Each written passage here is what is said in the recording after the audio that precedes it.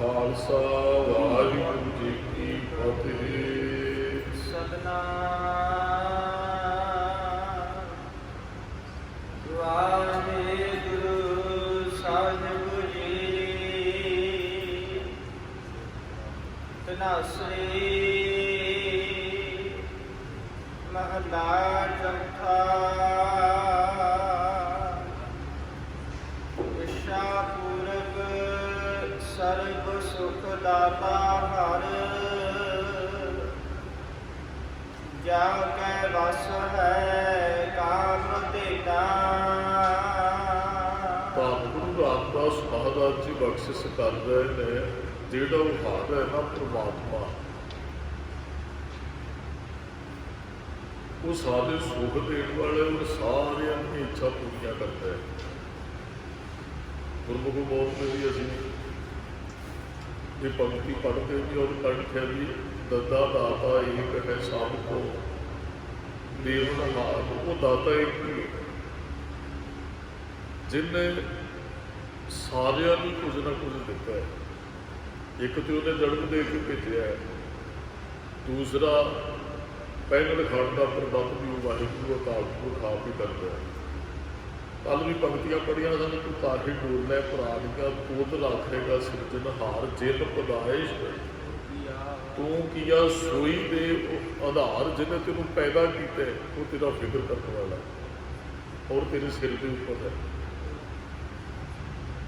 ਮਹਾਰਾਜ ਕਹਿੰਦੇ ਉਹ ਜਿਹੜਾ ਹਰ ਪ੍ਰਮਾਤਮਾ ਵਾਹਿਗੁਰੂ ਹੈ ਨਾ, ਉਹ ਸਾਰਿਆਂ ਦੀ ਇੱਛਾ ਪੂਰੀਆਂ ਕਰਦਾ ਹੈ। ਇੱਛਾ ਪੂਰੀਆਂ ਕਰਦਾ ਇੱਥੇ ਮਤਲਬ ਇਹ ਨਹੀਂ ਹੈ ਵੀ ਜੋ ਅਸੀਂ ਮੰਗਦੇ ਉਹ ਮਿਲਦਾ ਜਾਂਦਾ ਹੈ। ਬਹੁਤ ਕੁਝ ਜਿਹੜਾ ਅਸੀਂ ਮੰਗਿਆ ਨਹੀਂ ਸਾਨੂੰ ਮਿਲਿਆ, ਅਤੇ ਬਹੁਤ ਕੁਝ ਜਿਹੜੇ ਅਸੀਂ ਇੱਛਾ ਰੱਖਦੇ ਉਹ ਮਿਲਣਾ ਵੀ ਨਹੀਂ ਹੈ।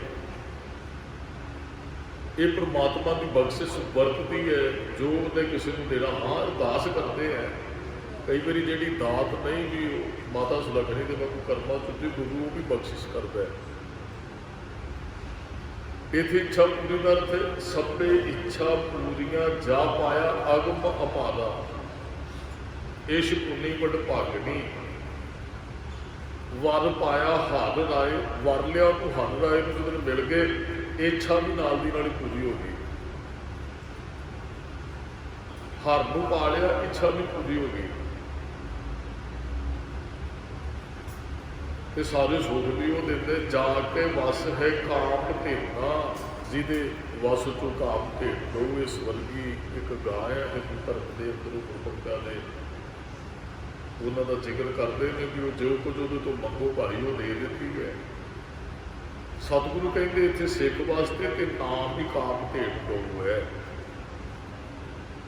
ਜਦੋਂ ਕੋਈ ਉਸ ਅਕਾਲ ਪੁਰਖ ਨਾਲ ਵਾਹਿਗੁਰੂ ਨਾਲ ਜੁੜ ਜਾਂਦੇ, ਫਿਰ ਜੋ ਮੰਗਦੇ ਉਹਨੂੰ ਮਿਲਦਾ ਹੈ। ਸਾਰੇ ਸੁੱਖ ਜਿਹਨੇ ਸਾਨੂੰ ਪੈਦਾ ਕੀਤਾ, ਸੁੱਖ ਵੀ ਉਹੀ ਦਿੰਦਾ ਹੈ। ਮਹਾਰਾਜ ਕਹਿੰਦੇ ਵੀ ਸਰਬ ਸੁੱਖਾਂ ਕਾ ਦਾਤਾ ਸਤਿਗੁਰ ਤਾਂ ਕੀ ਸ਼ਰਨੀ ਪਾਈ ਹੈ, ਜਾਂ ਜੇ ਸੁੱਖ ਕੋ ਚਾਹੇ ਸਦਾ ਸਰਨ ਰਾਮ ਕੀ ਲੈ।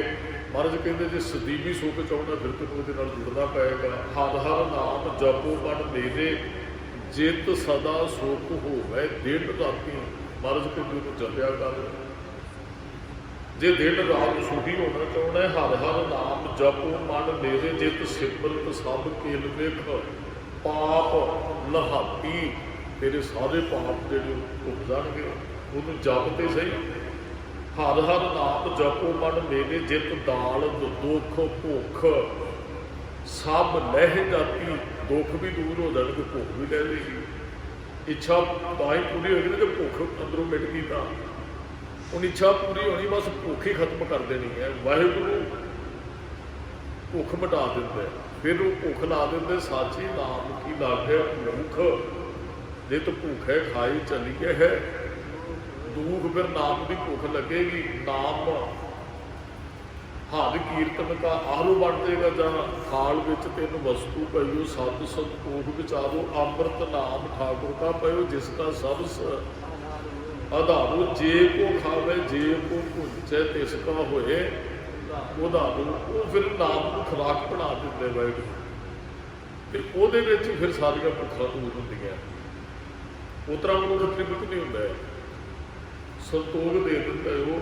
फिर मनुख की भुख दूर हो जाती है, इच्छा बहुत कुछ प्राप्त करने की खत्म ही हो जाती है, मनुख तृप्त हो जाता है।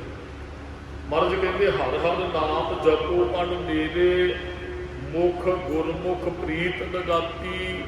कहते प्रीत ਉਹਦੇ ਨਾਲ ਜਾਂ एक शब्द होर ਅਸੀਂ बहुत बारी पढ़िया, ਉਹਦੇ ਚ महाराज कहते हैं मन मेरे गहो हर नाम का ओला तुझे ना लागे ताता झोला। ਜਿਹੜੀਆਂ ਤਤੀਆਂ ਹਵਾਵਾਂ ਆਉਂਦੀਆਂ ਨਾ, महाराज ने बचन कहना ताती वाओ ना लगे ही पार ब्रह्म शरनाई चौ गिरद हमारे रामकार दुख लगे ना भाई। इच्छा पूर्वक सर्व सुख दाता हार दुख लगे ना भाई। मन मेरे गहो हर नाम को ना, उन्हें का इतिहास ना लेना तुझे ना लागे ताता झोला। जो तू दुखी रहना ना हरेक टाइम, वो फिर तेन तत्ता झोला लगेगा नहीं। जिसके सिर ऊपर तू स्वामी सो दुख कैसा पावे। शब्द की रमत ऐसी होंगी अनक जतन नहीं होत छुटारा। बंदा ना सुखी होना चाहते हो, कहता माया की फाही चो मैं निकल जा, ये मेरे गल च ना पवे। सुखी होने के अनेका यत्न करता है, पर दुख झोरे वहम सहम कलेश का खड़ा ही नहीं छड्डदे। अनक जतन, जतन तो बहुत मनुख हुण किन्नी भीड़ रहिंदी है धार्मिक स्थानों के उपर, यतन तो ये सुखी होइए पर छुटकारा साडा फिर भी नहीं होंदा, दुखों तो फिर भी नहीं बचते हैं। बहुत सियाण पागल भारा सियाण बहुत वरतते, शायद इंज सुखी हो जाएगा, इस तरह सुखी हो जाएगा। महाराज कहते हो भागा पासे ही रहिंदा है, भाव के तू आत्मिक तौर पर सुखी नहीं हो पाना। तेनू हरेक टाइम मुश्किलों का सामना करना पैंदा, दुखों का सामना करना पैंदा। महाराज कहते हर की सेवा निर्मल हेत, किते तू हर की सेवा करे निर्मल हित दे नाल, स्वार्थ कोई ना होवे। उस परमात्मा के गुण गा, फिर प्रभ की दरगाह शोभा सेत, रब की दरगाह च तेनू शोभा मान सत्कार वड्याई प्राप्त होएगी। मन मेरे गहो हर नाम का ओला तुझे न लागे ताता झोला। अगले बचन ने ज्यों बोहित भै सागर माहे, जिवें ना भै सागर चों डरावना सागर है, बोहित जहाज पार कर देंदे, उस लहरां तो बचा लैंदा। इस तरह नाम तत्ते झोलियां तो सानूं बचाउंदा है। जिहड़ियां हद सहेत लोभ कोप चादे नदियां अग पवे दजे नानका तरिए चरनी लग। आ जिहड़ियां लहरां विकारां दी उठदियां ना, ज्यों बोहित भै सागर माहे, जिवें समुद्र के अंदर जहाज उन्हां लहरां तो बचा लैंदे। अंधकार दीपक दे पाहे, जिवें अंधेरा होवे ते दीवा जगदे ते ठेडा लगण तो असीं बच जाते हैं। रोशनी होवे ते फिर ठेडे तो बचते हैं। इस तरह के साडे अंदर नाम है कि दुखों तो असीं बच सकते हैं। महाराज कहते अगन सीत का लाहस दुख, जिवें सीत का दुख ना अगन ला दिंदी है। मान लो किसी को बहुत ठंड लगती है, वो अग सेक ले तो राहत मिलती है, शांति मिलती है। महाराज कहते इस तरह ही नाम दुखों तो बचा लेंदा है। जिवें ठंड तो अग बचा लेंदी है, नाम जपत मन होवत सूख। इच्छा पूर्वक सर्व सुख दाता हर, नाम जपत मन होवत सूख। जे नाम जपेगा मन ने फिर सुखी होना है, मन फिर आनंद च प्रवेश करेगा। उतर जाए तेरे मन की प्यास, आ जी माया की प्यास लगी ना तेरे, महाराज कहते उतर जाएगी जिदन अपनी रसना तो कहेगा बोल सतनाम श्री वाहिगुरु, सतनाम श्री वाहिगुरु, फिर प्यास लग जाती है। जिहड़ी माया की तरे है पूर्ण होवे सगली आस, सारिया तेरिया इच्छा पूरियां होणगियां। इच्छा पूर्वक सर्व सुख दाता, जो माया की तरे ही मिट गई फिर इच्छा तो आप ही पूरियां हो गई। इच्छा रही कोई नहीं है, जिस इच्छा रहेगी तो इच्छा फिर ही पूरियां होणगियां, नहीं तो मनुख तृप्त नहीं होंदा। ਉਹਦੇ ਸਹਿਜ ਸਗਾਟੇ ਲੱਗ ਕੋਠ ਧਾਵੇ, ਤ੍ਰਿਪਤ ਨਾ ਆਵੇ ਮਾਇਆ ਪਾਛੇ ਪਾਵੇ। ਬੰਦਾ ਕਿਸੇ ਚੀਜ਼ ਨਾਲ ਤ੍ਰਿਪਤ ਨਹੀਂ ਹੁੰਦਾ ਹੈ। महाराज कहते जो जपेगा तेरे अंदर जी मन की प्यास है वो बुझेगी। पूर्ण ਹੋਵੇ ਸਗਲੀ ਆਸ ਤੇਰੀਆਂ ਆਸਾਂ ਪੂਰੀਆਂ ਹੋਣਗੀਆਂ। ਡੋਲੇ ਨਾ ਹੀ ਤੁਮ ਦਾ ਚੀਤ, ਫਿਰ ਚਿੱਤ ਡੋਲੇਗਾ ਨਹੀਂ। ਡਿੱਗੇ ਨਾ ਡੋਲੇ ਦ੍ਰਿੜ ਕਰ। ਹੁਣ ਤੇ ਤੁਰੇ ਜਾਂਦੇ ਕਿਸੇ ਦੀ ਚੰਗੀ ਚੀਜ਼ ਵੇਖ ਕੇ ਮਨ ਡੋਲ ਜਾਂਦਾ ਹੈ, ਇਹ ਮੇਰੇ ਕੋਲ ਹੋਣੀ ਚਾਹੀਦੀ ਹੈ, ਆਹ ਗੱਡੀ ਮੇਰੇ ਕੋਲ ਹੋਣੀ ਚਾਹੀਦੀ, ਇਹੋ ਜਿਹਾ ਘਰ ਮੇਰਾ ਹੋਣਾ ਚਾਹੀਦਾ। ਮਹਾਰਾਜ ਕਹਿੰਦੇ ਸ਼ਬਦ ਦਾ ਆਸਰਾ ਲੈ, ਨਾਮ ਦਾ ਆਸਰਾ ਲੈਣ, ਚਿੱਤ ਨਹੀਂ ਡੋਲੇਗਾ। ਪਿਆਸ ਖਤਮ ਹੋ ਜਾਏਗੀ ਨਾ ਅੰਦਰੋਂ। ਅੰਮ੍ਰਿਤ ਨਾਮ ਜਪ ਗੁਰਮੁਖ ਮੀਤ, ਗੁਰਮੁਖ ਮਿੱਤਰਾ ਅੰਮ੍ਰਿਤ ਨਾਮ ਜਪਿਆ ਕਰ, ਉਹਦੇ 'ਚ ਸਦੀਵ ਸੁਖ ਹੈ। ਨਾਮ ਔਖਦ ਸੇਈ ਜਨ ਪਾਵੇ। ਕਹਿੰਦੇ ਨਾਮ ਰੂਪੀ ਦਵਾਈ ਉਹੀ ਲੈਂਦਾ, ਕਾਰੀ ਕਿਰਪਾ ਜਿਸ ਆਪ ਦਵਾਵੇ। ਉਹ ਵਾਹਿਗੁਰੂ ਕਿਰਪਾ ਕਰਕੇ ਜਿਹਨੂੰ ਆਪ ਹੀ ਨਾਮ ਰੂਪੀ ਦਵਾਈ ਦੇ ਦਿੰਦਾ। ਦੁੱਖ ਭੱਜਣ ਤੇਰਾ ਨਾਮ ਜੀ, ਦੁੱਖ ਭੱਜਣ ਤੇਰਾ ਨਾਮ, ਆਠ ਪਹਿਰ ਆਜ਼ਾਦੀ ਹੈ ਪੂਰਨ ਸਤਿਗੁਰ ਗਿਆਨ। ਜਾਂ ਅਸੀਂ ਬਚਨ ਪੜ੍ਹਦੇ ਆ ਬਹੁਤ ਮੇਰੀ, ਉਹ ਰਾਗੀ ਸਿੰਘ ਜਦੋਂ ਕੋਈ ਸਰੀਰ ਤੰਦਰੁਸਤੀ ਨਾ ਹੋਵੇ, ਰਾਗੀ ਸਿੰਘ ਵੀ ਸ਼ਬਦ ਪੜ੍ਹ ਦਿੰਦੇ ਹੈ। ਜਾਂ ਅਰਦਾਸ ਕਰਨ ਵਾਲਾ ਵੀ ਜਨਮ ਜਨਮ ਕੇ ਦੁੱਖ ਨਿਵਾਵੇ, ਸੂਕਾ ਮਨ ਸੁਧਾਰੈ, ਦਰਸ਼ਨ ਭੇਟ ਤੋ ਹੋਤ ਨਿਹਾਲਾ, ਹਰ ਦਾ ਨਾਮ ਵਿਚਾਰੈ, ਮੇਰਾ ਬੈਦ ਗੁਰੂ ਕੋ ਨਿੰਦਾ, ਹਰ ਹਰ ਨਾਮ ਔਖਦ ਮੁਖ ਦੇਵੈ, ਕਾਟੈ ਜਮ ਕੀ ਫਰਦਾ। ਗੁਰੂ ਫਿਰ ਨਾਮ ਰੂਪੀ ਦਵਾਈ ਦਿੰਦਾ। ਨਾਮ ਔਖਦ ਸੋਈ ਜਨ ਪਾਵੇ, ਉਹੀ ਜਨ ਨਾਮ ਰੂਪੀ ਦਵਾਈ ਲੈਂਦਾ। ਕਾਲ ਕਿਰਪਾ ਜਿਸ ਆਪ ਦਵਾਵੇ, ਜਿਹਦੇ ਤੇ ਕਿਰਪਾ ਕਰਕੇ ਵਾਹਿਗੁਰੂ ਗੁਰੂ ਪਾਸੋਂ ਇਹ ਦਵਾਈ ਦਵਾਏ, ਉਹਨੂੰ ਹੀ ਪ੍ਰਾਪਤ ਹੁੰਦੀ ਹੈ। ਅਸੀਂ ਗੁਰੂ ਸਾਹਿਬ ਕੋਲ ਵੀ ਰੱਬ ਦੀ ਬਖਸ਼ਿਸ਼ ਨਾਲ ਆਉਂਦੇ ਹਾਂ। ਜੇ ਉਹ ਨਹੀਂ ਚਾਹੇਗਾ ਫਿਰ ਗੁਰੂ ਸਾਹਿਬ ਦਾ ਸੰਗ ਨਹੀਂ ਕਰ ਸਕਦੇ, ਤੇ ਨਾਮ ਗੁਰੂ ਤੋਂ ਹੀ ਮਿਲਦਾ ਹੈ। ਹੋਰ ਤੇ ਨਾਮ ਦਾ ਦਾਤਾ ਹੀ ਕੋਈ ਨਹੀਂ ਹੈ। ਹਰ ਹਰ ਨਾਮ ਜਾ ਕੇ ਹਿਰਦੈ ਵਸੈ। ਮਹਾਰਾਜ ਕਹਿੰਦੇ ਜਿਹਦੇ ਹਿਰਦੇ 'ਚ ਨਾਮ ਵਸਦਾ, ਦੁੱਖ ਦਰਦ ਤੇ ਨਾਨਕ ਨਸੈ, ਉਹਨਾਂ ਦੇ ਜੀਵਨ 'ਚੋਂ ਦੁੱਖ ਤੇ ਦਰਦ ਨਸ ਜਾਂਦੇ। ਇੱਛਾ ਪੂਰਕ ਸਰਬ ਸੁਖ ਦਾਤਾ ਹਰਿ। ਜਦੋਂ ਹਰਿ ਨੂੰ ਜਪਾਂਗੇ ਫਿਰ ਤੇ ਸਾਰੇ ਦੁੱਖ ਮਿਟ ਜਾਣਗੇ। ਜਾ ਕੇ ਵਸ ਹੈ ਕਾਮ ਧੇਨਾ, ਜਿਹਦੇ ਵਾਸੋਂ ਕਾਮ ਧੇਨ ਗਊ ਹੈ। ਕਾਮ ਧੇਨ ਗਊ ਤੋਂ ਜੋ ਕੋਈ ਮੰਗਦਾ ਉਹਨੂੰ ਮਿਲ ਜਾਂਦਾ। ਮਹਾਰਾਜ ਕਹਿੰਦੇ ਗੁਰੂ ਘਰ ਦੇ ਅੰਦਰ ਨਾਮ ਹੀ ਕਾਮ ਧੇਨ ਗਊ ਹੈ। ਸੋ ਐਸਾ ਹਰ ਧਿਆਈਐ ਮੇਰੇ ਜੀਅੜੇ। ਮਹਾਰਾਜ ਕਹਿੰਦੇ ਸੋ ਐਸੇ ਹਰ ਨੂੰ ਮੇਰੀਏ ਜਿੰਦੇ ਧਿਆਇਆ ਕਰ, ਜਿਹਨੂੰ ਧਿਆਉਣ ਕਰਕੇ ਸਾਰੇ ਸੁੱਖ ਮਿਲਦੇ ਹੈ, ਜਿਹਨੂੰ ਧਿਆਉਣ ਕਰਕੇ ਤੇਰੀਆਂ ਸਾਰੀਆਂ ਇੱਛਾ ਪੂਰੀਆਂ ਹੋ ਜਾਂਦੀਆਂ। ਫਿਰ ਤੂੰ ਧਿਆਉਂਦਾ ਕਿਉਂ ਨਹੀਂ ਹੈ? ਇਹਦਾ ਮਤਲਬ ਅਸੀਂ ਧਿਆਉਂਦੇ ਨਹੀਂ ਹੈ ਤਾਂ ਦੁਖੀ ਹੈ, ਤਾਂ ਸਾਡੀਆਂ ਇੱਛਾ ਪੂਰੀਆਂ ਨਹੀਂ ਹੁੰਦੀਆਂ। ਜੇ ਅਸੀਂ ਧਿਆਉਂਦੇ ਹੁੰਦੇ, ਕਿਤੇ ਜਪਦੇ ਹੁੰਦੇ, ਅਸੀਂ ਵੀ ਤ੍ਰਿਪਤ ਹੁੰਦੇ। ਮਹਾਰਾਜ ਕਹਿੰਦੇ ਜਿੰਨੇ ਜਪਿਆ ਕਰ ਉਹਨੂੰ, ਜਿੰਨੇ ਤੈਨੂੰ ਸੁੱਖ ਦੇਣਾ ਹੈ, ਤਾਂ ਸਰਬ ਸੁਖ ਪਾਵੈ ਮੇਰੇ ਮਨਾ। ਇਹ ਮੇਰੇ ਮਨਾ ਤਾਂ ਸਰਬ ਸੁਖ ਪਾਵੇਂਗਾ ਜੇ ਹਰ ਨੂੰ ਜਪੇਗਾ। ਜੇ ਜਪੇਗਾ ਵੀ ਨਹੀਂ ਫਿਰ ਸੁਖ ਵੀ ਨਹੀਂ। ਹਰ ਕੇ ਨਾਮ ਬਿਨਾ ਦੁੱਖ ਪਾਵੇ, ਭਗਤ ਬਿਨਾ ਸਹਿਸਾ ਨਹੀਂ ਚੂਕੈ, ਗੁਰ ਇਹ ਭੇਦ ਬਤਾਵੇ। ਦੁਖੀ ਹੋ ਜਾਂਦਾ ਮਨੁੱਖ। ਹਾਂ ਜੇ ਜਪੇਗਾ ਸਿਮਰੋ ਸਿਮਰ ਸਿਮਰ ਸੁਖ ਪਾਵੋ, ਕਲ ਕਲੇਸ਼ ਤਨ ਮਾਹੇ ਮਟਾਵੋ। ਫਿਰ ਤੇ ਕਲ ਕਲੇਸ਼ ਦੂਰ ਹੋ ਜਾਂਦੇ ਹੈ। ਜਪਣ ਵਾਲੇ ਤੇ ਸਦੀਵੀ ਸੁਖ ਮੰਨਦੇ ਹੈ। ਜਪਣ ਵਾਲੇ ਤੇ ਸਦੀਵ ਕਾਲ ਵਾਸਤੇ ਤ੍ਰਿਪਤ ਹੋ ਜਾਂਦੇ ਹੈ। ਮਹਾਰਾਜ ਕਹਿੰਦੇ ਤੇ ਸਾਰੇ ਸੁੱਖ ਚਾਹੁੰਦਾ ਹੈ ਨਾ ਬਣਾ, ਫਿਰ ਉਸ ਹਰ ਨੂੰ ਜਿੰਦੇ ਉਸ ਵਾਹਿਗੁਰੂ ਨੂੰ ਜਪ, ਜਿਹਨੇ ਤੈਨੂੰ ਸਾਰੇ ਸੁੱਖ ਦੇਣੇ ਹਨ। ਜਪ ਮਨ ਸਤਿਨਾਮ ਸਦਾ ਸਤਿਨਾਮ।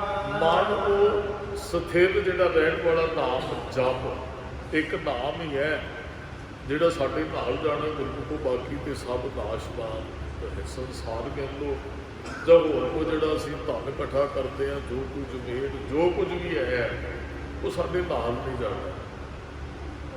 ਮਹਾਰਾਜ ਨੇ ਬਹੁਤ ਵਾਰੀ ਬਚਨ ਕਹੇ ਕਿ ਸਾਨੂੰ ਸਮਝਾਇਆ, ਭਾਈ ਹਰ ਬਿਨ ਤੇਰੂ ਕੋ ਨਾ ਸਹਾਈ, ਕਾਂ ਕੀ ਮਾਤ ਪਿਤਾ ਸੁਤ ਬਣਤਾ ਕੋ ਕਾਹੂ ਕੋ ਭਾਈ। ਨਾਮ ਤੋਂ ਬਗੈਰ ਤੇਰਾ ਅਸਲੀ ਮਦਦਗਾਰ ਕੋਈ ਨਹੀਂ ਇੱਥੇ ਸੰਸਾਰ ਦੇ ਅੰਦਰ, ਔਰ ਸਦੀਪ ਰਹਿਣ ਵਾਲਾ ਹੈ ਹੀ ਨਾਮ ਹੈ। ਹੋਰ ਤੇ ਗੁਰੂ ਅਰਜਨ ਸਾਹਿਬ ਮਹਾਰਾਜ ਕਹਿੰਦੇ ਤਨ ਛੂਟੇ ਕਛ ਸੰਗ ਨਾ ਚੱਲੇ, ਤਾਹਾਂ ਕਾਹੇ ਲਪਟਾਈ। ਕਹਿੰਦੇ ਜਿਹਦੇ ਨਾਲ ਲਿਪਟਿਆ ਨਾ ਇਹ ਤੇਰੇ ਨਾਲ ਨਹੀਂ ਜਾਣਾ, ਜਿਹਨੇ ਨਾਲ ਜਾਣਾ ਉਹਨੂੰ ਤੂੰ ਜਪਦਾ ਹੀ ਨਹੀਂ ਹੈ। ਇਸ ਕਰਕੇ ਮਹਾਰਾਜ ਕਹਿੰਦੇ ਬਣਾ ਉਹ ਸੱਚੇ ਨਾਮ ਨੂੰ ਰੋਜ਼ਾਨਾ ਜਪਿਆ ਕਰ। ਭਗਤ ਕਲਤ ਜੇ ਤੂੰ ਉਸ ਵਾਹਿਗੁਰੂ ਨੂੰ, ਅਕਾਲ ਪੁਰਖ ਨੂੰ, ਸੱਚੇ ਨਾਮ ਨੂੰ ਜਪੇਗਾ ਤੇ ਲੋਕ ਪਰਲੋਕ 'ਚ ਤੇਰਾ ਮੁਖ ਉਜਲਾ ਹੋਏਗਾ, ਭਾਵ ਕਿ ਤੈਨੂੰ ਮਾਣ ਸਤਿਕਾਰ ਮਿਲੇਗਾ, ਤੂੰ ਪਾਪਾ ਤੋਂ ਸੁਰਗਤ ਹੋ ਜਾਏਗਾ।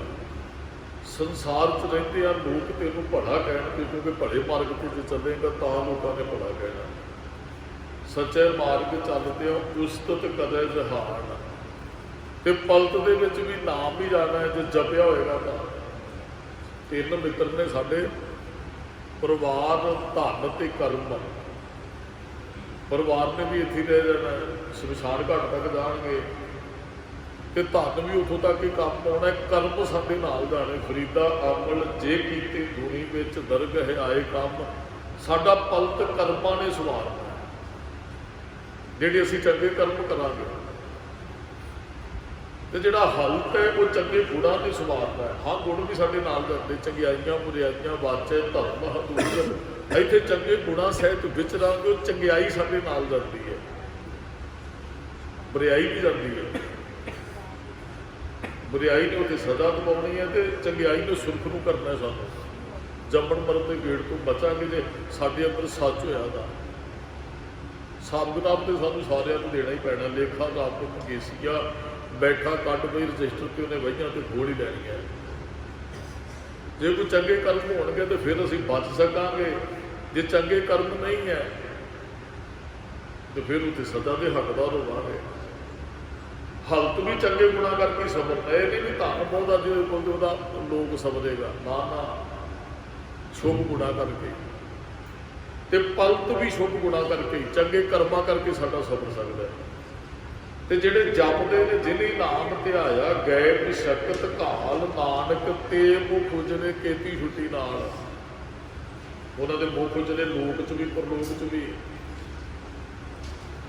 ਆਪ ਹੀ ਨਹੀਂ ਕਰਦੇ, ਹੋਰ ਕੀਤੀ ਛੁੱਟੀ ਨਾਲ। ਗੁਰੂ ਅੰਗਦ ਸਾਹਿਬ ਦਾ ਸਲੋਕ ਹੈ, ਉਹਨਾਂ ਦਾ ਪ੍ਰਕਾਸ਼ ਜਿਹੜਾ ਇੱਕ ਸਲੋਕ ਹੈ। ਗੁਰੂ ਨਾਨਕ ਸਾਹਿਬ ਮਹਾਰਾਜ ਦਾ ਇੱਕ ਸਲੋਕ ਹੀ ਹੈ, ਗੁਰੂ ਅੰਗਦ ਸਾਹਿਬ ਮਹਾਰਾਜ ਦਾ ਮੇਰੇ ਕੋਲ 146 ਅੰਗ ਤੇ ਸੁਭਾਇਮਾਨ ਹੈ। ਉਹ ਦੋ ਤਿੰਨ ਥਾਵਾਂ ਤੇ ਥੋੜਾ ਜਿਹਾ ਮਹਾਰਾਜ ਨੇ ਫਰਕ ਪਾ ਜਿਵੇਂ ਇੱਥੇ ਪਵਨ ਗੁਰੂ ਪੜ੍ਹਦੇ, ਉੱਥੇ ਪੌਣ ਗੁਰੂ ਪਾਣੀ ਪੀਤਾ ਹੈ। ਜਦ ਕਿ ਇਹਦੀ ਥਾਂ ਤੇ ਕਹੇ ਉੱਥੇ ਆਉਂਦਾ ਹੈ ਤੇ ਇੱਕ ਹੋਰ ਸ਼ਬਦ ਨਾਲ ਲੱਗਦਾ, ਹੋਰ ਕੀਤੀ ਛੁੱਟੀ ਨਾਲ। ਜਦ ਆਪਾਂ ਭੋਗ ਦਾ ਸਲੋਕ ਜਦੋਂ ਜਪਜੀ ਸਾਹਿਬ ਦਾ ਸਲੋਕ ਪੜ੍ਹਦੇ ਹਾਂ, ਉੱਥੇ ਕੀਤੀ ਛੁੱਟੀ ਨਾਲ ਹੈ, ਤੇ ਗੁਰੂ ਅੰਗਦ ਸਾਹਿਬ ਦਾ ਸਲੋਕ ਪੜ੍ਹਦੇ ਹੋਰ ਕੀਤੀ ਛੁੱਟੀ ਨਾਲ। ਹੋਰ ਵੀ ਕਿੰਨੇ ਤਰ ਜਾਂਦੇ ਹੈ। ਜਦੋਂ ਤੂੰ ਜੁੜਦਾ ਹੈ ਨਾ, ਤੇਰਾ ਤੇ ਲੋਕ ਪਰਲੋਕ ਸਬਰਦਾ ਹੀ ਹੈ। ਤੇਰੇ ਜੁੜਨ ਕਰਕੇ ਹੋਰ ਨਾ ਬਹੁਤਿਆਂ ਦਾ ਭਲਾ ਹੁੰਦਾ ਹੈ। ਜਿਹੜਾ ਆਪ ਜੁੜਦਾ ਹੈ ਪ੍ਰੇਰਨਾ ਤੇ ਕਰਦਾ ਹੀ ਹੈ ਨਾ, ਭਾਈ ਤੁਸੀਂ ਵੀ ਜੁੜੋ, ਘੱਟੋ ਘੱਟ ਪਰਿਵਾਰ ਨੂੰ ਤੇ ਜੋੜ ਹੀ ਲੈਂਦਾ ਹੈ ਨਾ। ਹੋਰ ਵੀ ਕਿੰਨੇ ਰੱਬ ਦੇ ਘਰ ਪ੍ਰਵਾਨ ਹੋ ਜਾਂਦੇ ਜਦੋਂ ਇੱਕ ਮਨੁੱਖ ਜੁੜਦਾ ਹੈ। ਬਾਬੇ ਬੋਰੀ ਨੂੰ ਗੁਰੂ ਅਮਰਦਾਸ ਜੀ ਨੇ ਕਿਹਾ ਸੀ ਸਾਡੀਆਂ 42 ਕੁਲਾਂ ਤਰ ਗਈਆਂ। ਸੰਗਤ ਨੇ ਕਿਹਾ ਜੀ 21 ਸੁਣੀਆਂ ਸੀ, ਇੱਕ ਭਗਤ ਇੱਕ ਕੁਲ 'ਚ ਪੈਦਾ ਹੋਵੇ 21 ਤਰ ਜਾਂਦੀਆਂ, 42 ਕਿਵੇਂ?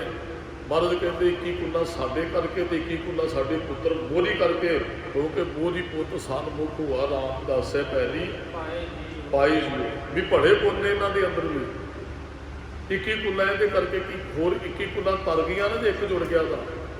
ਕਹਿੰਦੇ 21 ਕੁੱਲਾਂ ਕਈਆਂ ਦੀਆਂ ਡੁੱਬ ਵੀ ਜਾਂਦੀਆਂ ਸੀ, ਇੱਕ ਭੈੜੇ ਪਾਸੇ ਨੂੰ ਚੱਲ ਪਏ। ਇੱਕ ਸੱਚ ਦੇ ਮਾਰਗ ਤੇ ਚੱਲੇ 21 ਕੁੱਲਾਂ ਤਰ ਜਾਂਦੀਆਂ। ਪ੍ਰਹਿਲਾਦ ਜਨ ਕੇ 21 ਕੁੱਲ ਉਧਾਰੇ।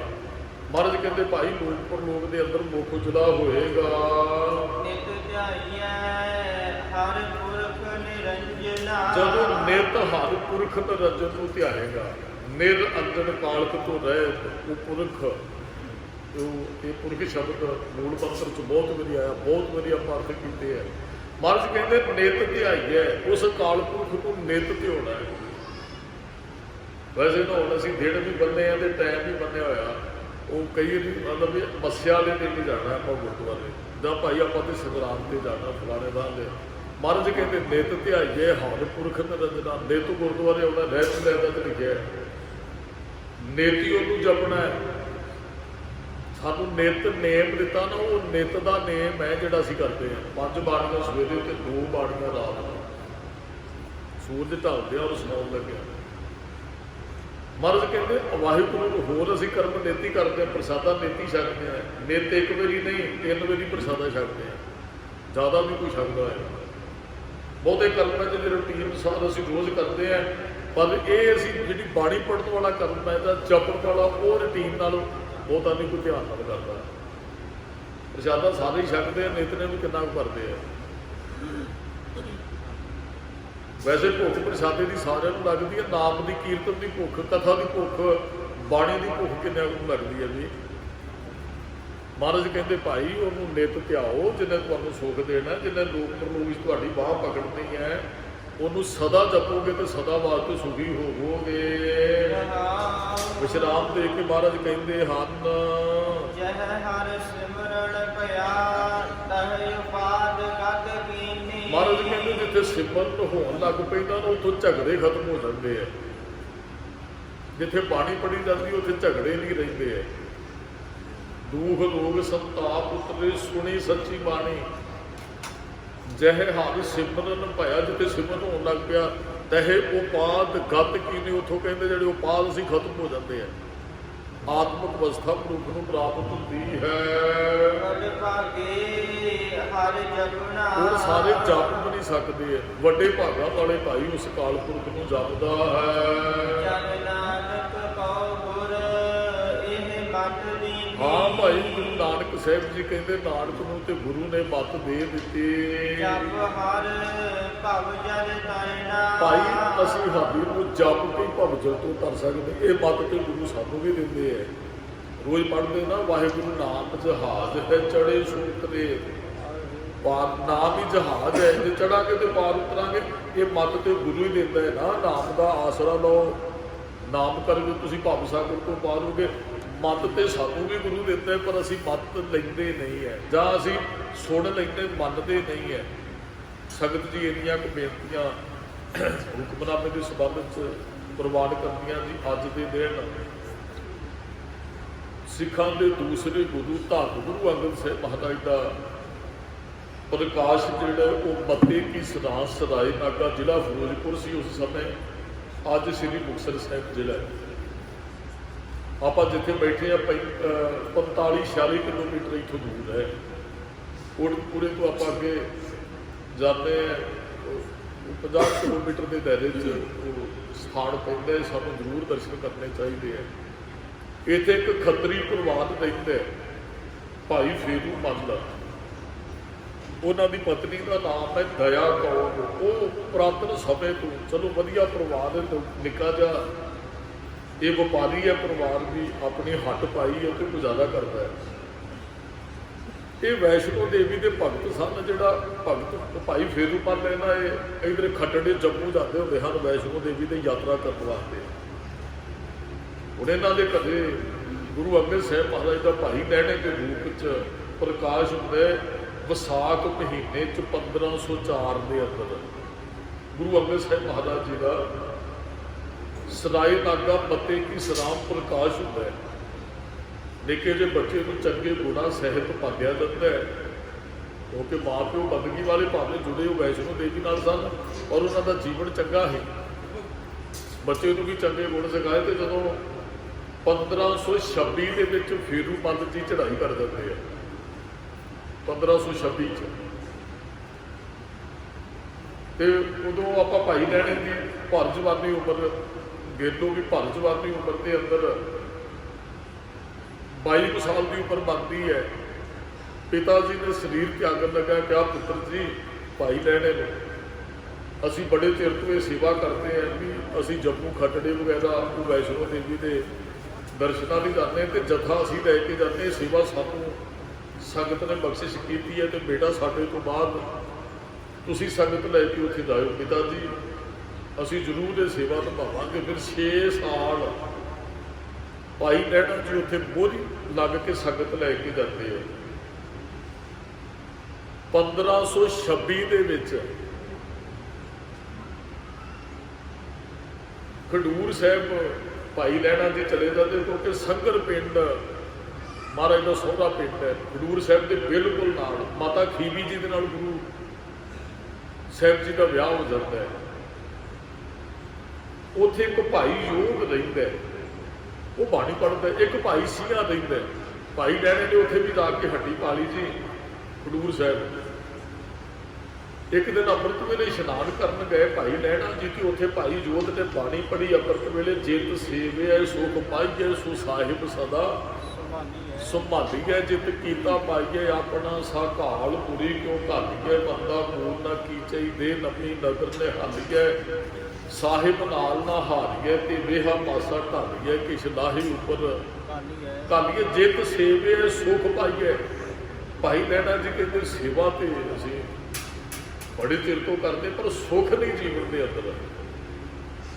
ਉਹ ਕਿਹੜੀ ਜਗ੍ਹਾ ਜਿਹਨੂੰ ਸੇਵ ਕੇ ਕੌਣ ਹੈ ਜਿਹਨੂੰ ਸੇਵ ਕੇ ਸੁੱਖ ਮਿਲ ਸਕਦਾ ਹੈ? ਅੰਦਰੋਂ ਆਵਾਜ਼ ਆਈ ਵੀ ਜਾਂਦੇ ਤੇ ਹੈ ਪਰ ਉਥੋਂ ਲਾਭ ਤੇ ਕੋਈ ਨਹੀਂ ਹੁੰਦਾ। ਉਥੇ ਤੇ ਇੱਕ ਬਸ ਪੱਥਰ ਤੋਂ ਮੱਥਾ ਟੇਕ ਕੇ ਆ ਜਾਂਦੇ, ਕੋਈ ਉਪਦੇਸ਼ ਤੇ ਨਹੀਂ ਨਾ ਮਿਲਦਾ ਤੇ ਜੀਵਨ ਸੁਖੀ ਵੀ ਨਹੀਂ ਹੈ। ਫਿਰ ਇੱਕ ਦਿਨ ਭਾਈ ਸ਼ੀਆਂ ਜੀ ਦੁਕਾਨ ਤੋਂ ਸੌਦਾ ਲੈਣ ਆਉਂਦੇ, ਉਹ ਪੁਰਾਣਾ ਸੌਦਾ ਲੈਣ ਆਉਂਦੇ ਹਨ। 4-5 ਦਿਨ ਆਏ ਨੇ ਤੇ ਭਾਈ ਸ਼ੀਆਂ ਜੀ ਆਏ। ਭਾਈ ਲਹਿਣਾ ਨੇ ਪੁੱਛ ਲਿਆ ਭਾਈ ਸਾਹਿਬ ਜੀ ਵੀ 5-4 ਦਿਨ ਹੋ ਗਏ ਤੁਸੀਂ ਆਏ ਨੇ। ਕਹਿੰਦੇ ਜੀ ਇੱਕ ਤੇ ਸਰੀਰ ਢਿੱਲਾ ਮੱਠਾ ਸੀ, ਦੂਸਰੀ ਦਿਹਾੜੀ ਨਹੀਂ ਲੱਗੀ ਤੇ ਬਸ ਪੈਸੇ ਕਿਸੇ ਕੋਲ ਤੇ ਸੌਦਾ ਲੈਣ ਨੂੰ ਨਹੀਂ ਆਏ।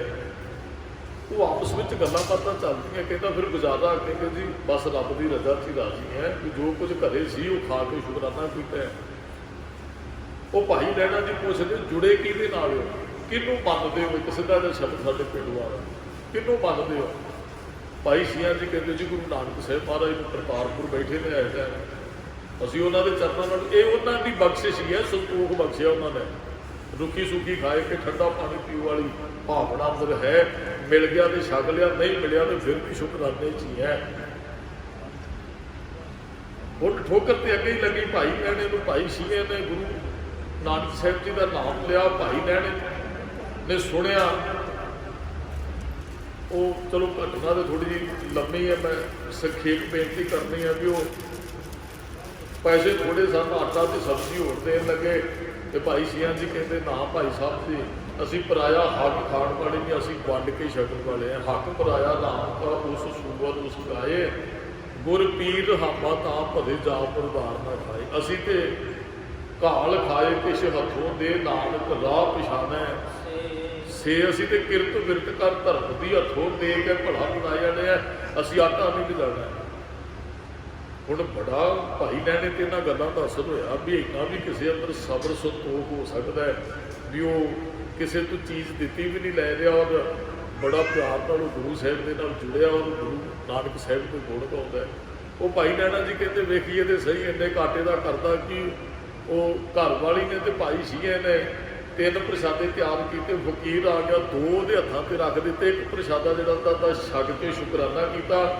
ਭਾਈ ਲਹਿਣਾ ਜੀ ਡਿੱਗ ਪਏ ਭਾਈ ਸ਼ੀਆਂ ਦੇ ਚਰਨਾਂ ਤੇ। ਭਾਈ ਸ਼ੀਆਂ ਇੰਨਾ ਸਬਰ ਸੰਤੋਖ ਸ਼ੁਕਰ ਤੇਰੇ ਅੰਦਰ ਕਿੱਥੋਂ, ਮੇਰੇ ਤੇ ਵੀ ਕਿਰਪਾ ਕਰ।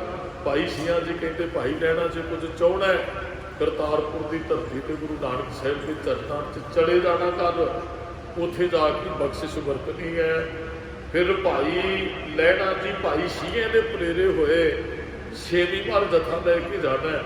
ਹੁਣ ਲੋਕ ਸੰਗਤ ਜਿਹੜੀ ਵੈਸ਼ਨੋ ਦੇਵੀ ਦੇ ਨਾਲ ਜੁੜੀ ਉਹ ਕਹਿੰਦੀ ਚਲੋ ਭਾਈ ਲਹਿਣਾ ਜੀ ਚਲੀਏ।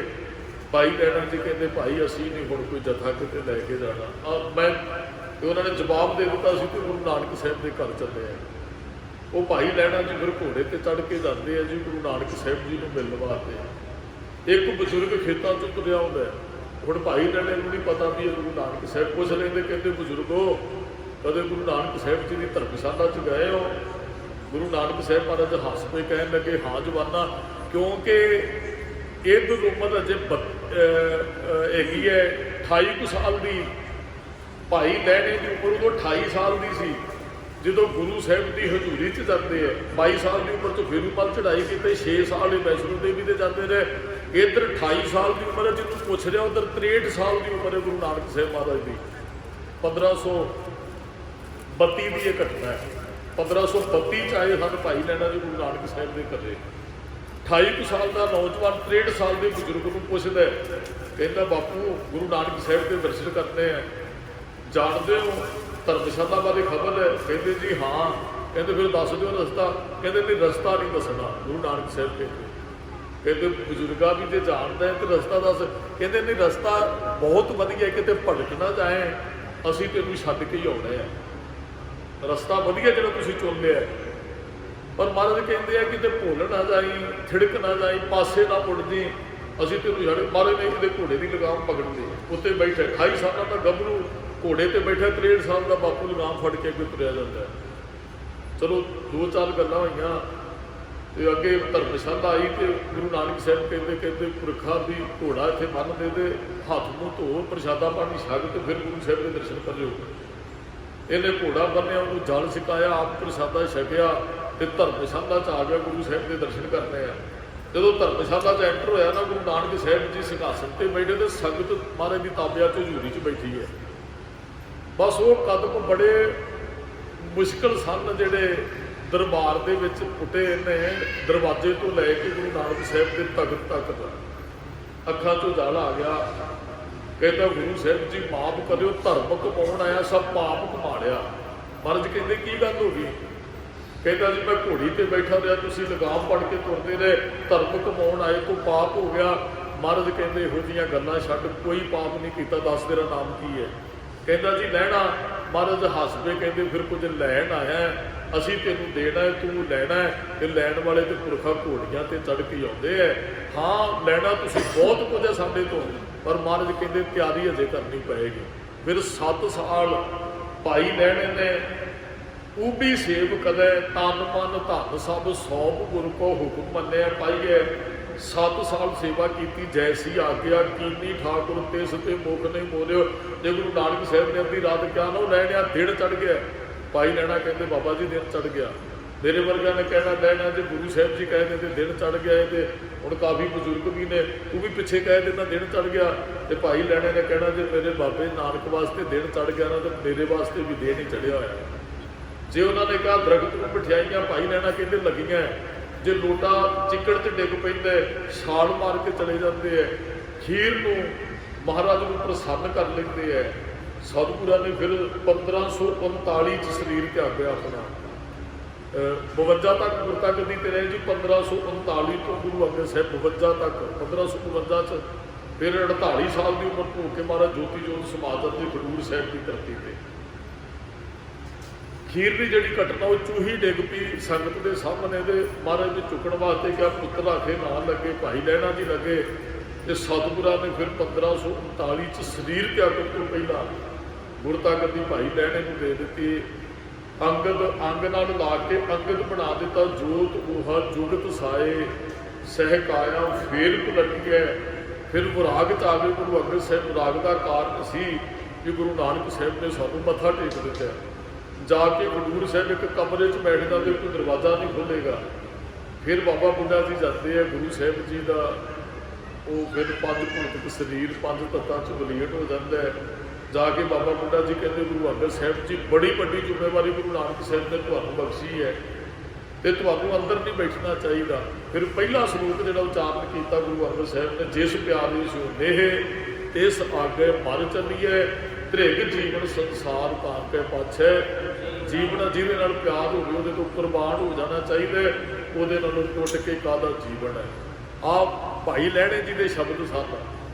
ਜੇ 100 ਚੰਦਾ ਉਗਮੈ ਸੂਰਜ ਚੜ੍ਹੇ ਹਜ਼ਾਰ, ਕਹਿੰਦੇ ਹਜ਼ਾਰਾਂ ਸੂਰਜ ਚੜ੍ਹਦੇ 100 ਚੰਦਰਮੇ, ਜਿੰਨੇ ਮਰਜ਼ੀ ਦੇਵੀਆਂ ਦੇ ਤੁਰੇ ਜਾਓ, ਗੁਰੂ ਤੋਂ ਬਗੈਰ ਗਿਆਨ ਨਹੀਂ ਜੀ ਹੋਣਾ। ਜੇ 100 ਚੰਦਾ ਉਗਮੈ ਸੂਰਜ ਚੜ੍ਹੇ ਹਜ਼ਾਰ, ਇੱਥੇ ਚਾਨਣ ਹੁੰਦਿਆਂ ਗੁਰਬਿਨ ਭੋਲ ਅੰਧਾਰ। ਸਾਰੀ ਜ਼ਿੰਦਗੀ ਬੰਦਾ ਗਲਤ ਥਾਂ ਤੇ ਤੁਰਿਆ ਜਾਵੇ, ਗੁਰੂ ਤੋਂ ਬਗੈਰ ਗਿਆਨ ਨਹੀਂ ਹੋ ਸਕਦਾ। ਪੱਥਰਾਂ ਨੂੰ ਪੂਜਿਆ ਗਿਆਨ ਨਹੀਂ ਮਿਲਦਾ। ਭਾਈ ਲੈਣੇ ਨੇ 7 ਸਾਲ ਸੇਵਾ ਕੀਤੀ, ਸਿੰਘਾਸਨ ਤੇ ਬੈਠੇ। ਅੱਜ ਸਾਰਾ ਪੰਥ ਗੁਰੂ ਅੰਗਦ ਸਾਹਿਬ ਮਹਾਰਾਜ ਦਾ ਪ੍ਰਕਾਸ਼ ਦਿਹਾੜਾ ਮਨਾ ਰਿਹਾ ਹੈ। ਧੰਨ ਧੰਨ ਪਿਤਾ ਧੰਨ ਧੰਨ ਕੁੱਲ, ਧੰਨ ਧੰਨ ਸੋ ਜਨਨੀ ਜਿਨ ਗੁਰੂ ਜਣਿਆ ਮਾਏ। ਦੂਸਰੇ ਪਾਤਸ਼ਾਹ ਗੁਰੂ ਅੰਗਦ ਸਾਹਿਬ ਮਹਾਰਾਜ ਜੀਆਂ ਦੇ ਪ੍ਰਕਾਸ਼ ਦਿਹਾੜੇ ਦੀਆਂ ਸਮੁੱਚੀਆਂ ਸੰਗਤਾਂ ਨੂੰ ਭਾਈ ਲੱਖ ਲੱਖ ਵਧਾਈਆਂ ਹੋਣ ਜੀ। ਸਤਿਗੁਰੂ ਸਾਰੀ ਸੰਗਤ ਨੂੰ ਅੰਮ੍ਰਿਤ ਵੇਲੇ ਦੇ ਇਸ਼ਨਾਨ, ਨਿਤਨੇਮ ਦੀਆਂ ਦਾਤਾਂ, ਬਾਣੀ ਬਾਣੇ ਨਾਲ ਪਿਆਰ ਬਖਸ਼ ਕਰਨ। ਭਾਈ ਇਹਨਾਂ ਸਥਾਨਾਂ ਦੀ ਸੇਵਾਕਾਰ